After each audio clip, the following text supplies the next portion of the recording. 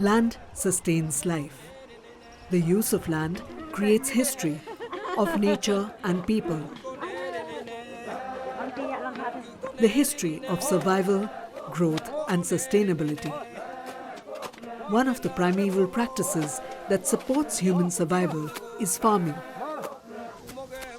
It brought the key civilizational shift from food gathering to food production through agriculture.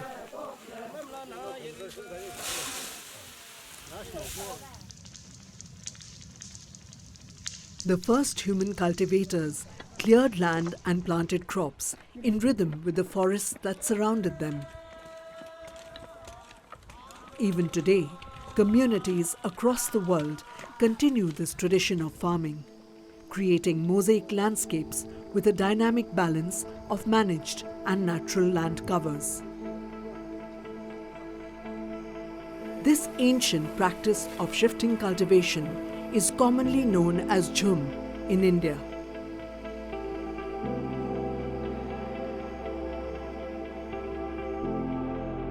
Shifting cultivation landscapes cover an estimated 280 million hectares worldwide, including cultivated fields and different stages of fallows. The largest land area is in Africa, followed by the Americas and Asia.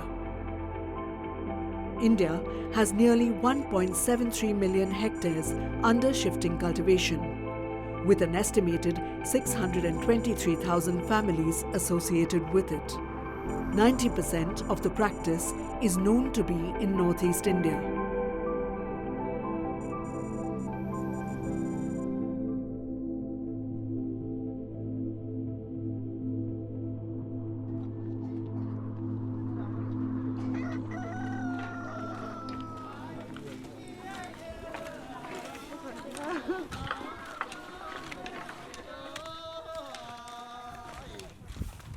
In this farming system, plots of land are cultivated for a period of time and then left to regenerate while the farmers move to other sections of land for their crops.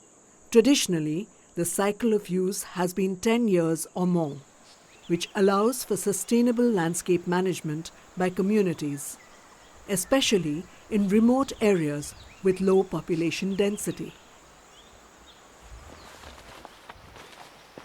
This long cycle Jhum practice, evolved over centuries, is seen to have provided sustainable agrobiodiversity, food security, livelihood, and socio-cultural bonding for the practicing communities. In most areas, Jhum communities have successfully managed to balance their cultivation and the health of their community forests for generations.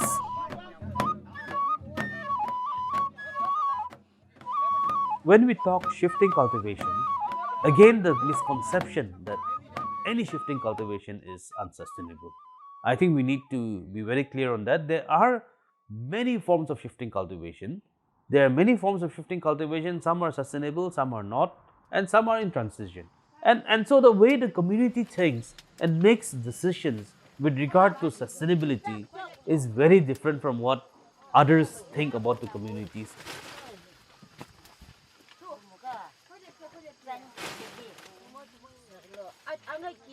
Local traditions of seed preservation, crop diversity, grain storage, diet and nutrition patterns, in fact, provide a rich and rare legacy of traditional knowledge, agrobiodiversity and sustainable food security that would otherwise have been lost to commercial cash crops. Làm dâu thì ta nông đã chuyện gì nhỉ? Anh ấy chỉ là chỉ gì mi xe wa, thiên á tí. À, u lại bốn gì, à, chỉ lại bốn cái lô bán gì.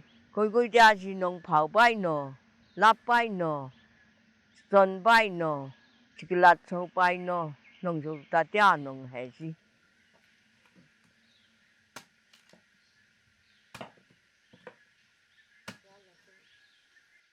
Nông đã kỳ tăng yêu gì nhỉ? Người ta chỉ kiếm điều điều, làm hết đồ ăn thì người ta, à bà ta khổ lắm chứ, chỉ lúc kiếm đồ đào go, à hoa chỉ lại chứ, à bà chỉ lâu thế chứ.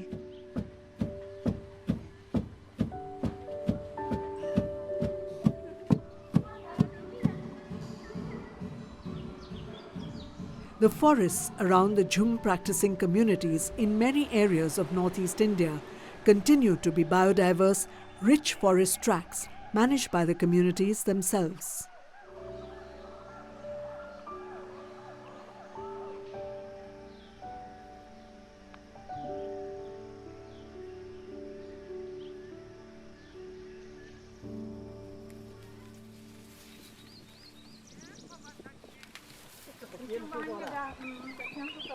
However, the prevalent view of shifting cultivation is that it is destructive and degrades land and forests. The term slash and burn has endorsed this perspective. Some experts feel that Jhum cultivation is primitive and unscientific use of land that depletes forests, water and soil resources. This view may hold true of the short, less than 5 years cycle, a distorted shifting cultivation that has emerged in some areas. This can prove to be unsustainable and needs reform. The traditional long-cycle Jhum or shifting cultivation, on the other hand, has been practiced for centuries and is not necessarily seen to be destructive or unsustainable. In fact, new global research challenges the prevalent view of shifting cultivation being destructive, and the Food and Agriculture Organization has suggested the need to re-examine such perceptions. The perception is changing since pre-independence days, since the colonial period. Shifting cultivation was considered to be a destructive practice,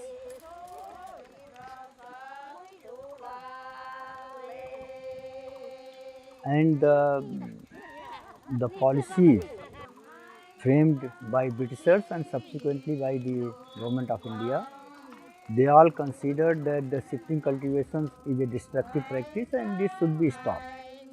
Since we have not been able to stop or even reduce the area under shifting cultivation or reduce the number of families dependent on shifting cultivation, so there are certain things which are contributing to its continuance, and why not to address that?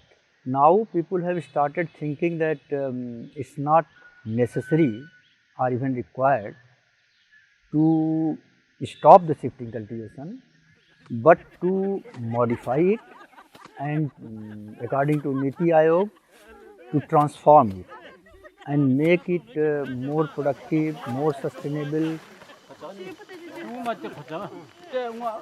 Jhum cultivation or shifting cultivation is a way of life that has been passed by our foreparents, our ancestors to our generation.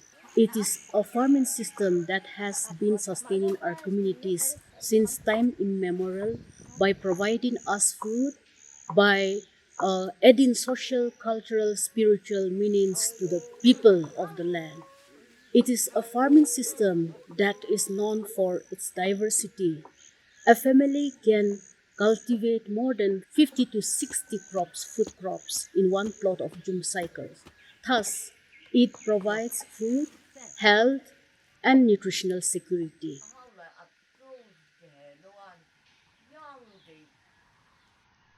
A recent study by Central Agricultural College, Manipur and ICAR showed that shifting cultivation is not merely an alternative method of farming, but a form of landscape management that is inseparable from the culture and lifestyle of the communities that practice it.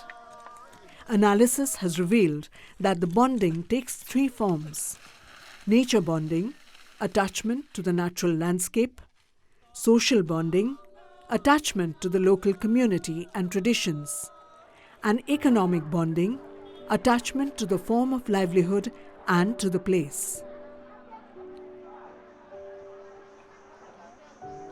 This farming system is practiced by many other indigenous communities across the world.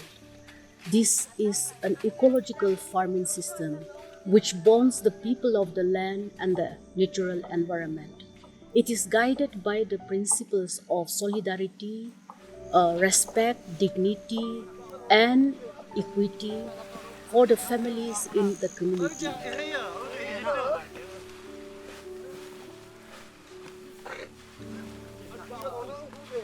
Despite multiple efforts by the states to prevent and transform the practice of Jhum, the practice appears to be deeply embedded in the socio-cultural existence of the communities and is seen to have intergenerational relevance as younger community members imbibe the traditional knowledge and sustainable practice from their elders.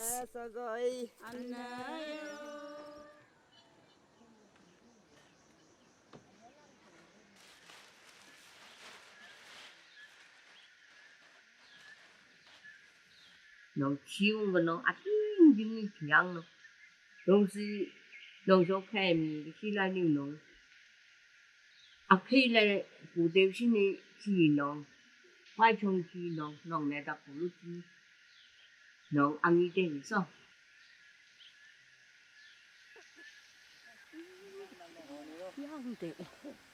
à thì đó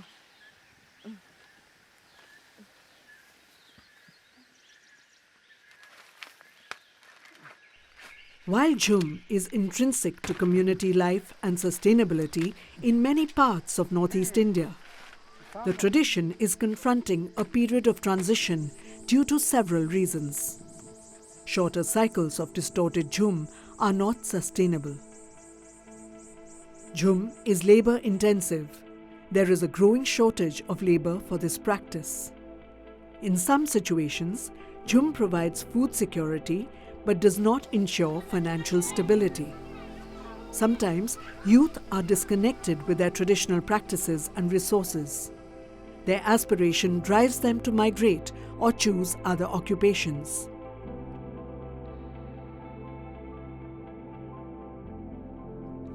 The pattern of decline in Jhum cultivation in northeast India therefore seems to be associated more with the socio-economic aspirations of Jhum cultivating communities rather than with the environmental concerns that are usually attributed to the practice.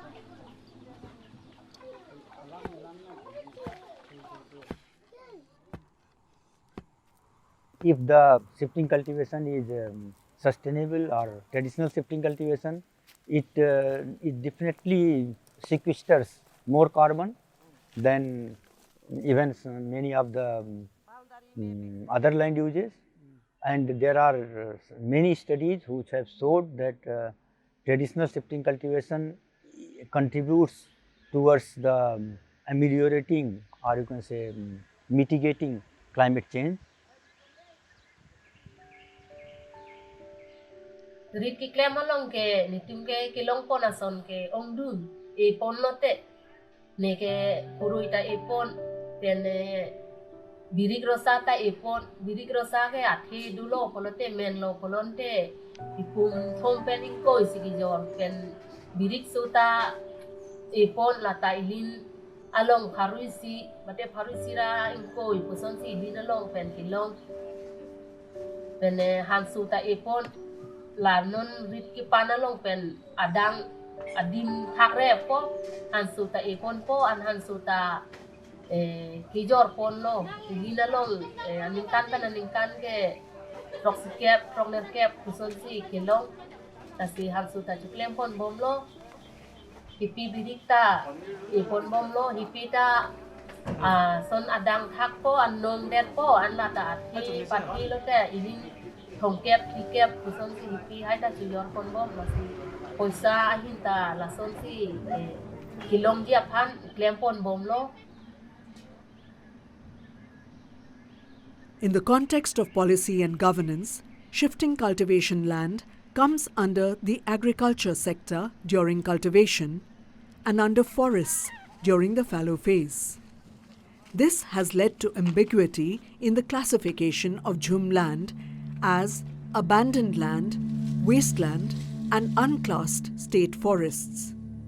This ambiguity has made it difficult for Jhum farmers to access agricultural support services. What they don't realize is these are the farming practices which provides you food crops around the season, food crops off-season forests which no other farming system will give you, because shifting cultivation should not be looked at only from the cultivation phase of the practice. The fallow phase, which is the forestry phase of shifting cultivation, is another area which people tend to forget.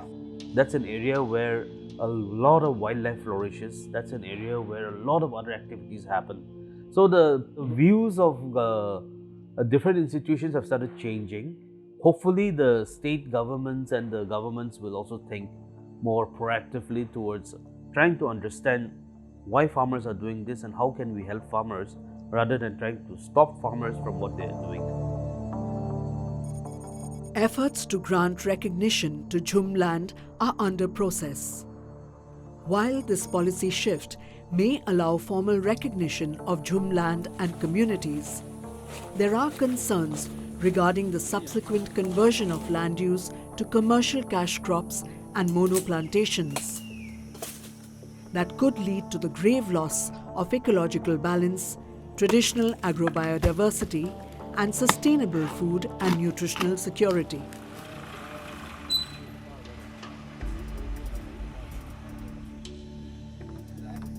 Monoplantation is it's a permanent form of deforestation, so you've lost the forest cover. It has far fewer species that survive there, so biodiversity is affected. It is also a water guzzling crop. You know, a single oil palm tree requires about 200 to 300 liters of water per day, and streams are diverted to feed these oil palm trees, and you find that streams are drying up and affecting downstream communities as well. So water, impacts on water is a third issue.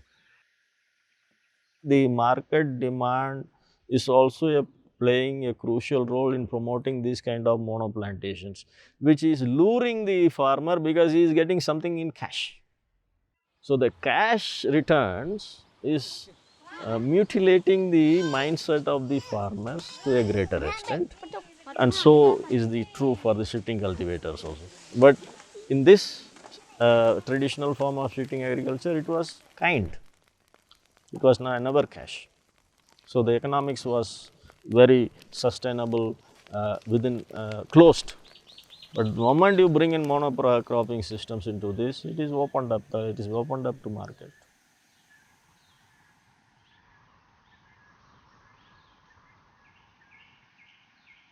You also have the fact that the land title is often given to the men of the household, and women are disempowered in the conversion to a crop like oil palm, which contrasts sharply with the role that they play in the Jhum system, and where the land also continues to remain with the community.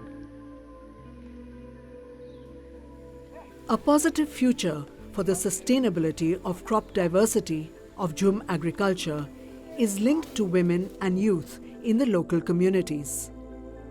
Women have the power of knowledge and experience, and youth have the energy and drive to create new opportunities from this traditional practice.